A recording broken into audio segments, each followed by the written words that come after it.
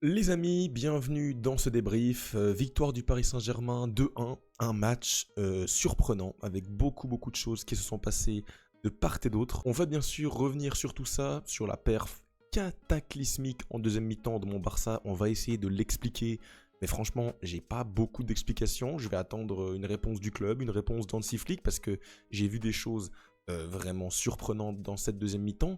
Tout d'abord, je tenais quand même à féliciter le Paris Saint-Germain. Ils ont fait un vrai match avec leur force. Alors c'était pas non plus l'équipe du coin, faut pas nous faire croire n'importe quoi, ils avaient une belle base de titulaires, mais j'ai trouvé qu'il y a eu des joueurs qui se sont sublimés. On va en parler juste après dans la partie individualité. Donc voilà, déjà bravo à eux, on écarte un peu le Paris Saint-Germain, on va se concentrer sur ce Barça dans ce débrief. Bon, par quoi on commence les amis? Commençons par la compo d'équipe, une compo qui déjà me surprend. Chesney est dans les cages, ça c'est normal. Derrière, on a Eric Garcia Koubarsi, une charnière qui a été calamiteuse. Alors on va en parler. On a des soucis de charnière, on n'a pas une charnière qui est définie. Pour moi, c'est la pire des 4-5 possibles. Koubarsi, Araujo, ça a fonctionné à Newcastle. Je vois pas pourquoi tu changes ça. T'as même Koubarsi, Christensen. Tu as même Araujo, Christensen qui fonctionne très bien. Parce que Koubarsi, il se foire complet sur le but de Mayoulou. Et ça devient quand même un petit peu répétitif. C'est normal, il est jeune. Donc pour moi, mettre un Christensen, Araujo, ça aurait fait sens. Eric Garcia fait pas un gros match, il passe un peu à côté. Koundé, sur le peu de choses qu'il a eu à faire, il a été pas si mauvais, même s'il fait pas un top match. Koundé, franchement. Gérard Martin, j'ai pas grand chose à dire sur son côté. Il s'est pas passé grand chose à gauche sur ce match. Par contre, là, on va commencer à tirer des sonnettes d'alarme très fortes. C'est au milieu de terrain. Ce milieu de terrain, eh ben, il a été bon. Il a été bon pendant 20 minutes. Pendant les 20 premières minutes, il a été bon. Il y a eu de la maîtrise, il y a eu un vrai contrôle dans le début de match. On a asphyxié le Paris Saint-Germain. C'était compliqué, on a des grosses occasions. Lamine Yamal qui est très bon sur les 10 premières minutes. Ferran Torres qui vendange. Rashford qui est percutant. Et derrière, l'extinction des feux que j'ai vu en deuxième période, c'est du jamais vu. Je n'ai jamais vu ça au Barça sous Hansi Flick et j'ai jamais vu ça dans un match de foot. C'est terrible la façon dont le Barça s'est totalement éteint. Alors je sais pas si je dois en vouloir aux joueurs parce que j'ai l'impression qu'ils étaient complètement cuits. Est-ce qu'il y a eu quelque chose, je sais pas, dans la bouffe qui a été périmée? Je cherche des explications parce que la deuxième mi-temps du Barça, on n'a plus aucun joueur sur le terrain. On n'a plus de joueurs. On n'a plus de joueurs et le rare joueur qu'on a, c'est Rashford. Et Rashford est sorti. Je comprends pas ce qui se passe avec Hansi Flick. Voilà. On va revenir sur tout ça parce que je suis un peu en train de me mélanger dans ma tête. Il faut que je garde vraiment un fil conducteur dans ce débrief. Continuons à parler de ce milieu de terrain. Un milieu de terrain, déjà, qui est composé que de 2 joueurs. Parce que Pedri, De Jong, Olmo, totalement inexistant. Je vais finir par descendre du train. Ça fait une chance, 2 chances. Il se rachète, il fait un bon match en Liga, c'est terminé. C'est terminé. Olmo, il est à un pic de confiance qui est dramatiquement bas. Je vous l'ai dit sur les avant-matchs que Fermin Lopez, ça va être une grosse perte, surtout contre un PSG qui met quand même de l'intensité, de la pression. Il te faut Fermin Lopez, même offensivement, purement. Fermin met des buts, il met des bangers. Olmo, il est nul. Tout simplement nul, il te crève encore ce soir en première mi-temps, en deuxième mi-temps, il joue 72 minutes. C'est quoi ce scandale? Je le sors à la mi-temps, je le sors à la 50e. Franchement, ça c'est honteux. Et Hansi Flick, on va devoir discuter de son cas juste après. Pedri, il s'efface complet, il sort même à la 80e. Alors déjà, je vois Pedri sortir, je me dis, oula, il sort à un partout. D'ailleurs, ça fait 2-1, logique, parce que t'es totalement ridicule sur la fin de match. Je sais pas ce qui se passe, mais j'ai jamais vu une équipe, elle avait plus d'âme, elle avait plus de corps, elle avait plus de pressing, elle avait plus rien l'équipe en deuxième mi-temps. Et ça, vous le savez, je le sais, c'est en grande partie dû au milieu de terrain.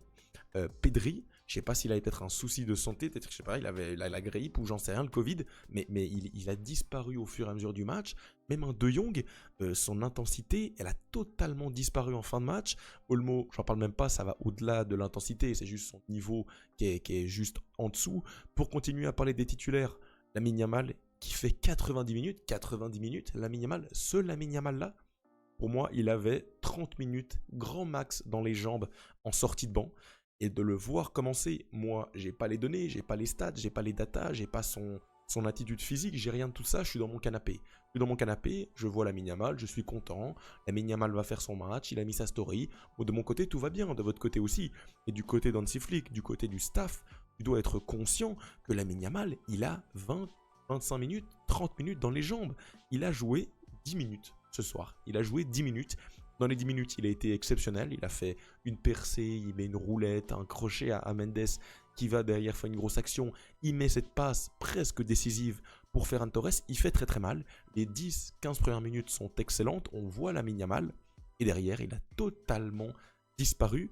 Évidemment qu'il a disparu à cause de son physique. Hein. C'est pas lui qui n'a pas été touché. Non, c'est juste qu'il était amorphe. Il était amorphe. Et là, de nouveau, ça incombe directement Hansi Flick. Ferran Torres devant. Alors, il marque, oui. Mais au global, je trouve que son match est globalement raté. Il peut faire beaucoup mieux sur la passe de Lamine Yamal. Pour moi, il doit, après son crochet sur Chevalier, il doit la remettre en retrait sur Rashford qui est tout seul aux 5 mètres. Il essaie de frapper, mais il voit Zabarni qui revient. Donc le choix est mauvais. Et de l'autre côté, Rashford, c'est le seul que j'ai envie de sauver sur ce match. Franchement, j'ai trouvé un très bon Rashford. Je ne sais pas pourquoi il sort. Non mais enfin, on a une combinaison perdant, perdant, perdant. Les choix, les individualités, les rentrants, tout a été perdant ce soir. On va discuter de tout ça. Pour parler des rentrants, on a parlé de tous les titulaires environ. Les rentrants, déjà il y a des entrants très tard, 70, 72e, alors qu'il y a un partout et que le début de mi-temps est scandaleux. Tu fais pas de changement. Moi je suis en train de m'énerver sur la conve avec MTO, avec Sim, je suis en train de leur dire mais les gars, que fait Hansi Flick? J'espère qu'il a quelque chose dans son sac, qu'il a quelque chose en réserve, mais non, il a absolument rien. Il fait rentrer Baldé, Casado, Lewandowski à la 70e. Je dis bon, pourquoi pas. Déjà il sort Rashford, je comprends pas. Casado, bon, ok. Derrière, c'est pour sortir Pedri 10 minutes après. Donc au final, je comprends pas. Tu fais rentrer Bernal. Ouais, Bernal à l'envers complet. Alors, j'ai pas envie de lui en vouloir. Hein. C'est un de ses premiers matchs depuis ses croisés. En fait, je comprends pas le match qu'on vient de faire. Et pour moi, on peut s'en vouloir qu'à nous-mêmes. Alors, il y a des débats d'arbitrage, notamment sur le second jaune de Mendes. Il y a second jaune tous les jours, mais en fait le premier jaune est honteux aussi. Donc en fait l'arbitre il essaie de compenser, mais du coup au final quand tu compenses, tu fais deux erreurs. Tu fais la première, c'est une erreur de donner un jaune, et derrière tu dois effacer ton logiciel, et sur la deuxième faute, mettre encore un jaune. Donc c'est une double... Enfin, l'arbitre a été au global pas très bon, et au final tu te fais punir par des entrées qui ont été très bonnes de Gonzalo Ramos et de Lee Kang-in qui ont été vraiment vraiment percutants. Mais en face, en fait, j'ai même pas envie d'analyser ce PSG. J'ai déjà dit qu'ils ont fait un bon match, ils ont fait un très bon match. Mendes a été énorme, Hakimi aussi. Mais c'est le Barça totalement disparu. Et franchement, j'ai jamais vu ça. Regardez, notre momentum en deuxième mi-temps, il disparaît complet, on n'a plus rien. Enfin, franchement, moi j'étais devant ma télé, je me disais, mais c'est sérieux là ce que je vois? Il n'y a aucune coordination, il n'y a aucun corps, il n'y a aucune structure. On a fini le match à poil complet et ça m'inquiète. Alors ça m'inquiète, on va pas non plus tirer des sonnettes d'alarme pour ce match. On l'a dit, c'est pas un match vraiment important pour les deux équipes, c'est plutôt un match bonus, un match test. Les deux équipes vont se qualifier, hein, j'ai pas de doute là-dessus. Et c'est vrai que pour un Barça qui était sur le papier normalement supérieur avec moins d'absents, même si les absents font quand même très mal hein, quand tu regardes ça. Fermin Lopez, pour moi il passe devant Olmo. Garcia sur Chesney, les deux buts Chesney pour moi il peut faire mieux. Le deuxième limite un peu scandaleux qu'il le prenne. Chara Martin tu remplaces par Baldé. Pour moi déjà t'as une équipe différente et après t'as des choix qui sont pas bons. Garcia c'est pas bon, le choix de Lamine Yamal titulaire dès le début c'est pas bon. Le choix de Koubarsi c'est pas bon. Donc on est pour moi sur un match raté du Barça. Et j'ai presque envie de dire heureusement qu'on perd ce match. Parce que j'ai espoir à travers cette défaite qu'il y ait une remise en question, qu'il y ait quelque chose qui soit mis en place, qu'on ait des joueurs qui soient peut-être un peu exclus des prochains matchs. Et par rapport à cette défaite, par rapport à Hansi Flick que j'ai trouvé très énervé en fin de match, et à juste titre, hein, parce que la deuxième mi-temps, elle est totalement honteuse. Et j'espère qu'on a des explications. Parce que si on n'a aucune explication, alors là, je ne sais pas ce qui s'est passé. Il y a eu extinction des feux en deuxième mi-temps. Et ça, c'est assez scandaleux. On regarde ça, au global, on n'a pas eu tant d'actions. Au global, le PSG a plus d'occasions que nous. Est-ce qu'on se rend compte, avec tous les absents offensivement des équipes qui, normalement, sur le papier, parce que la Yamal était totalement out, on a joué à 10, mais sur le papier, avec un Mayoulou Mbaye qui a été très bon en fin de match, hein, tout le monde s'est transformé en Ronaldinho Prime en face, parce qu'on était totalement minable. Warren Zaïre-Emery c'est devenu Rodri Ballon d'Or, bref, je m'égare. Mais vraiment, on a été miteux, et en deuxième mi-temps, 5 tirs en deuxième mi-temps, 1 tir cadré. Voilà, on est le Barça à domicile et on fait que 3 tirs cadrés du match. Ouais. Non, non, gros problème sur ce match. Je sais pas ce qui s'est passé. Ça m'inquiète un petit peu, même si voilà, t'as des absents, ça va revenir. T'as une trêve internationale qui va faire une petite pause. Rien n'est fait sur le classement. T'as toujours 3 points. Le PSG passe à 6 points. C'est pas si grave que ça. T'as un calendrier qui est plutôt abordable derrière. Donc je m'inquiète pas. Mais franchement, un match raté et un match qui aurait pu être une belle fête chez toi, à domicile. Et derrière, tu te fais un peu climatiser à la dernière minute, mais sur une extinction des feux que j'ai du mal à expliquer. Je pense qu'on va revenir sur le match dans les prochains jours parce qu'il va y avoir des choses à dire en plus, si on a des sorties en conférence de presse, etc. Mais ouais, très inquiet. Physiquement, l'équipe n'a pas été au niveau du tout.